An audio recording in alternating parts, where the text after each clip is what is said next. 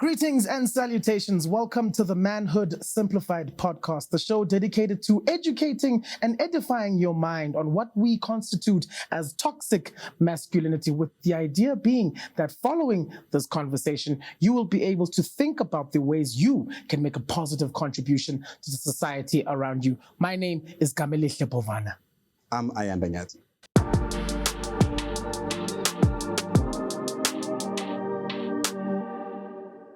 Now, to help us unpack this conversation, it is an absolute pleasure to welcome our esteemed guest at this time, who will afford an opportunity to introduce himself. Thank you so much for joining us on the show, sir.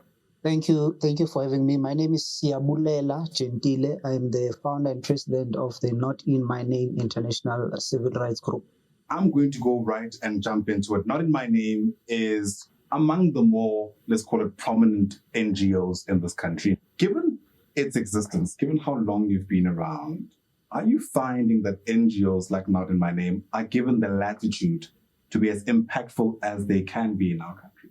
Thank you so much, Ayanda, for that question. I don't think they are. And I've made peace with the fact that the energy that we give out into the space, the work that we do, will not be reciprocated in terms of the support that we receive, whether it's from corporate South Africa or from government.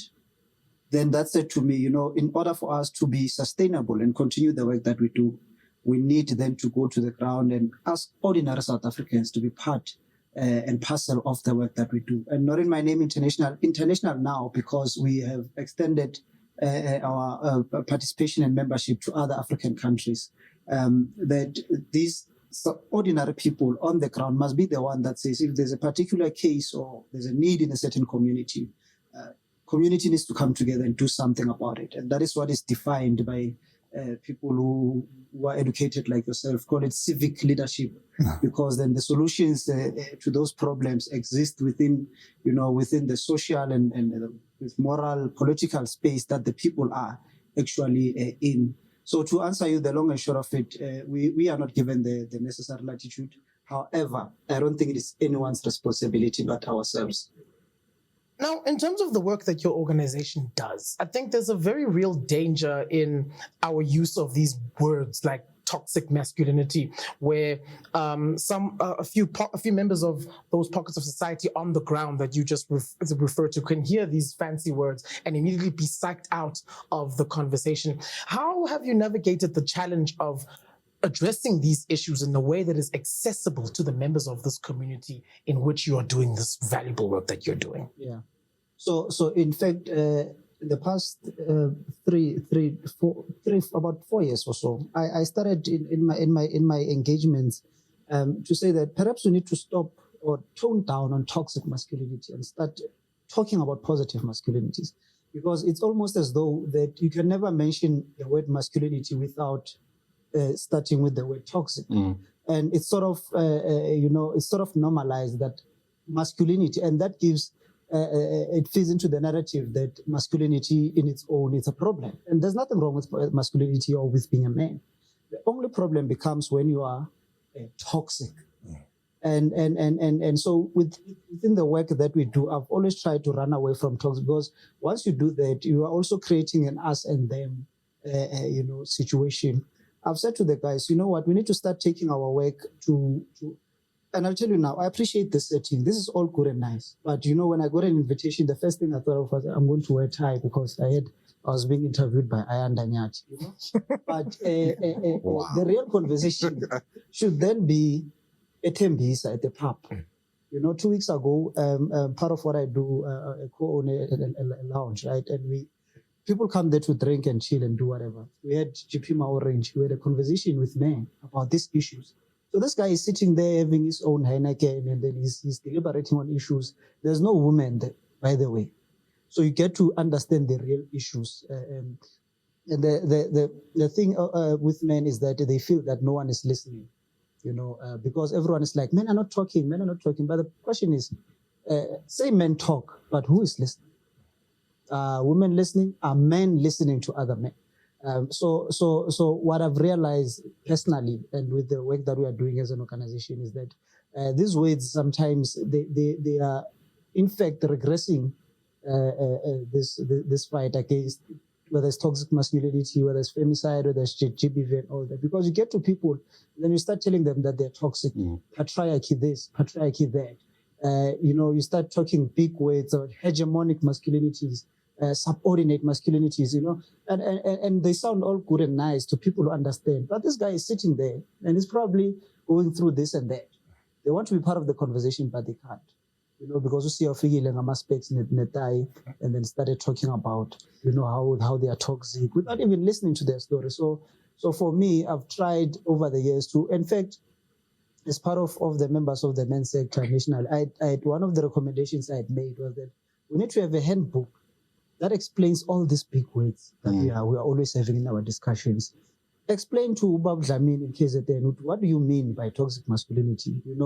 Mr. So-and-so from Mahiking is in the village somewhere, and to him, a woman is not his equal.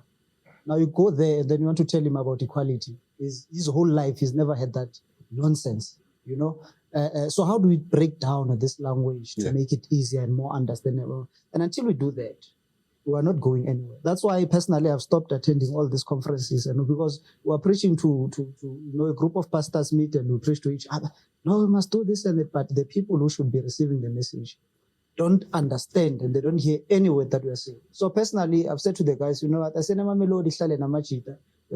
talk to them, hear what their issues are. Let's go to a club, let's do that. Not that there's anything wrong with conferences. Yeah. And I can see. I'm just going to allow you to build your own enemies. Keep going.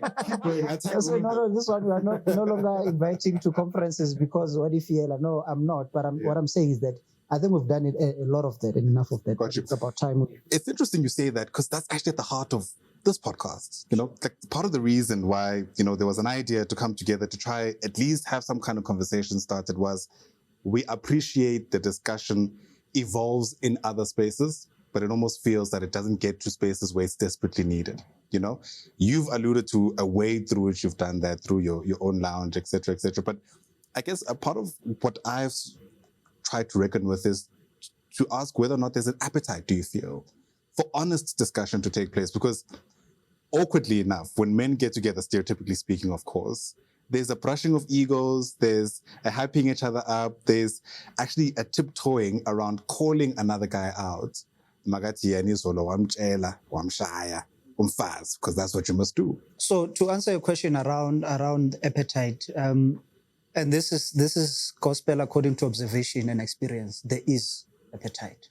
However, as you said off camera, that sometimes we try to massage each other's egos as men. And I always start these conversations by making those who may otherwise not have been aware that truth of the matter of it is that we are the beneficiaries of this systemic organization of social stratification on the basis of gender and sex and all that. We are born elevated in the social hierarchy for the mere fact that we are born male. And that is that. So I don't want us to start a conversation around discussing are we privileged or not. In as much as I wouldn't want to sit with a white man who's going to come here and tell me nonsense that no, we're equal, when we know very well that we are not. Can be equally qualified and all that, he'll still get paid more than me. Same as me and another black woman, So issues of race and gender equality are always parallel, in my opinion. So what I was saying is that the appetite is there. However, it is true that we massage each other's egos. But it is also true that those spaces create an environment whereby men can be vulnerable with each other. I'll make you another example again. One guy literally cried and said that he was going through a divorce, He cried, that man, because of, his own experiences. I'll tell you now, in an ordinary setting, he is expected to be strong. He's expected to undotaikali, He's expected to suck it up and move along. You're a man. So it goes two ways, in my opinion. We've seen men who are trying to, in front of other men, want to come up and portray that macho masculinity, that no, we're in charge. These women, in fact, they are the ones in the wrong. And there's also been, in the same rooms and spaces, there's also been men who are like, guys, but we need to honestly reflect on our own actions as men. I've not been a good man to my family. I've not been a good man to my wife, to my children. And, after this discussion, I've realized that there's actually good men in South Africa. That is why I said earlier that I feel like we focus on these toxic traits of men, and we hardly celebrate the good men that exist among us, the men that do right things. So appetite, my brother, it is there.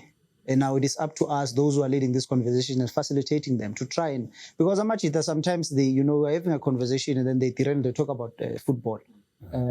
Which is why I was asking about appetite. Yeah. Like in those instances, you wonder to yourself whether people are, at the very least, open to the work.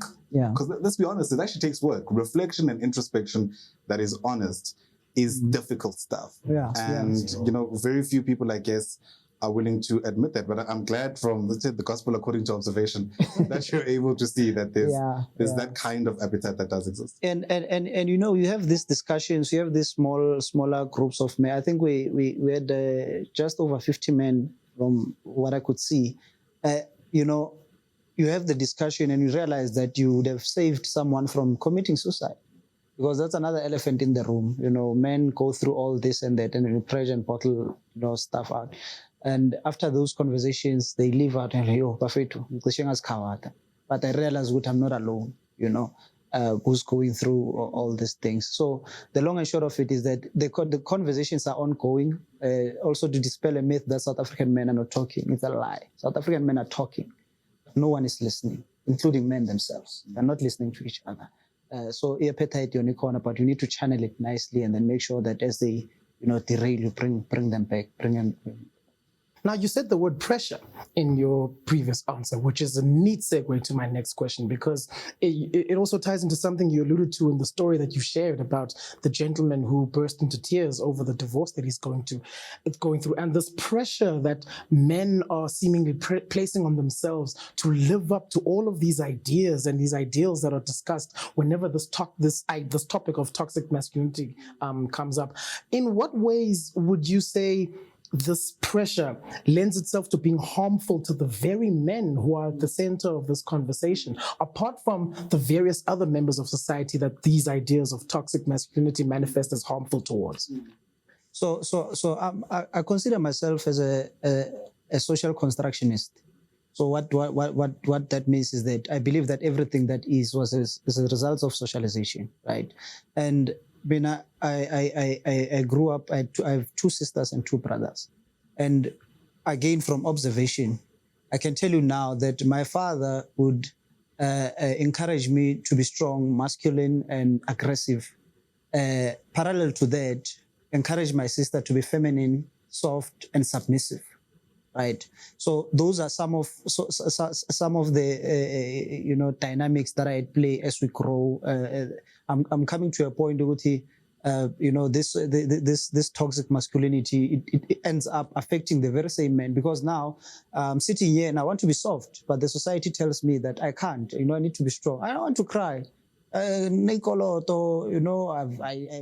losing business, but I can't, because there's this one here who I'm married to, who I'm expected to take care of.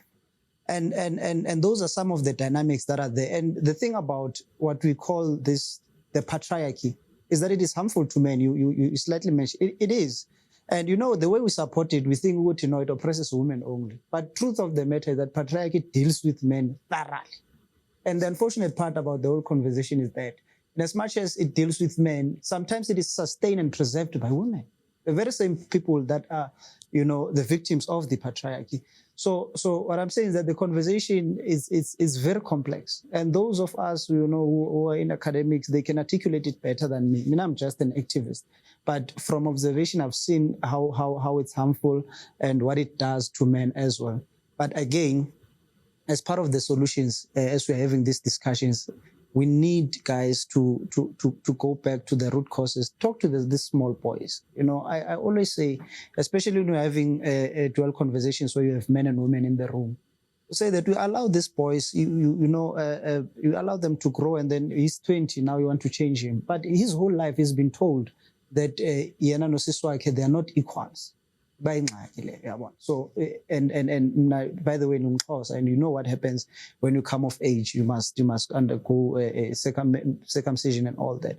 And my argument, not that it gone into a wrong process, I have no problem. But now, how do you then want to convert a boy into a man in 4 weeks, and then that person has been toxically, if that word exists, toxically socialized for 18 years.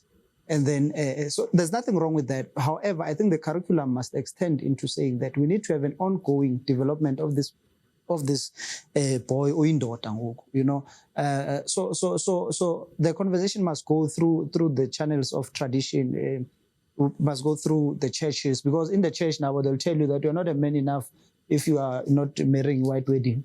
And then you turn on your TV, you meet yourselves. Now, the real man must have a six-pack in media. That's what media says. Must have a six-figure salary. And then you switch off the TV, you go kupi, they give you another definition of men and masculinity. So this one is sitting here, it doesn't know what exactly it is that is supposed to be, and then meets this woman. A part of what you've touched on is ways through which we can make sure everybody is coming along with the discussion, right? People in the religious sector, cultural sector, which is difficult because these things don't belong to any one person. It's communities whose collective mindsets needs to be changed. Where do you even start? That's a very difficult exercise, and I will agree and admit that the only way to do it is to take it one step at a time. So you meet these charismatic ones who've got a different view of men and masculinity, and then you go to the more traditional churches. They've got a different understanding of what a man is. So you meet them, you have discussions with them. You know, the discussion in the media space and sector, it will be different. But I also love the fact that in South Africa now we've got men forums, whereby you have men from all types of sectors. They sit down and deliberate on these issues. Do you feel that's the case though? Do you feel that it really is like representative of all men from all sectors? Not necessarily every man, because also what we are struggling with in South Africa, we're still struggling to define what is a man, you know, because as I mentioned earlier, there's different kinds of masculinities. There's masculinities that are subordinate, there's hegemonic masculinities which are sometimes aggressive and violent and whatnot. So if I don't subscribe, as we see, to the traditional or to the normal way of being a man, I'm soft, or let's say I'm a gay man. You know, in other spaces, I'm going to be considered not as indoor, which is nonsense, because gay men are still men, and they should be included in the conversations that we are having. So when you mention the issue of representation, it's very important. But unfortunately, even ourselves who are leading this conversation, sometimes we exclude other men who we consider they don't necessarily meet our societal expectations of what it means to be a man. What is your take on who has the most input on this discussion in terms of determining what is or what isn't a man, or who is or who isn't a man? Is it only men who can make this distinction, or are other members of society allowed to contribute to this discussion, keeping in mind this age-old adage that it takes a village to raise a child? I think the definition of men, for me, it must be a collective effort. First of all, men don't just fall from the sky as boys. They are born off, and they are nurtured by women. In fact, boys spend most of their time with their mothers. I don't want to even go to the conversation with that's another one. But also, even though we are present as fathers, most of the time we're out working, hustling, doing whatever. Boys, they spend most of their time with their mothers. Now, how dare then we say, no, but women cannot now have an input into what constitutes a man? That is why I always say that even when we talk about toxic masculinity, women themselves, they must take some level of responsibility because they are part of the society. Men must take huge part of the responsibility even because they are part of the society. Our boys today, they are frustrated because they don't know who to talk to. I talk to my father, he tells me I must go hit back because I'm weak. I talk to my mother, she embraces me. But then when I go back to the streets, they are laughing at me. They're calling me mama's boy. So there's a lot of dynamics that are happening around this. But every one of us, men, women, traditional leaders, pastors, and all that, media, we must all take collective responsibility in trying to articulate and explain what is it that is a man. And just quickly, we must run away from this thing of wanting now to define a man like Nangusi and Umkosa. Indota must be, the man who's only been to the mountain. Then that is should be accepted as the universal truth. I must understand that there are other groups of people who believe in differently than I, and we need to embrace that and understand. Sure. Certainly not the kind of task that could be ventilated and done within this one conversation. So thanks very much indeed for coming through to help us scratch the surface at the very least in trying to unpack all these issues. Sebulela Gentile, of course, the founder and leader of the Not in My Name movement. Thank you, as always, for taking part in our podcast. Hopefully we've started the conversation and you'll take it forward.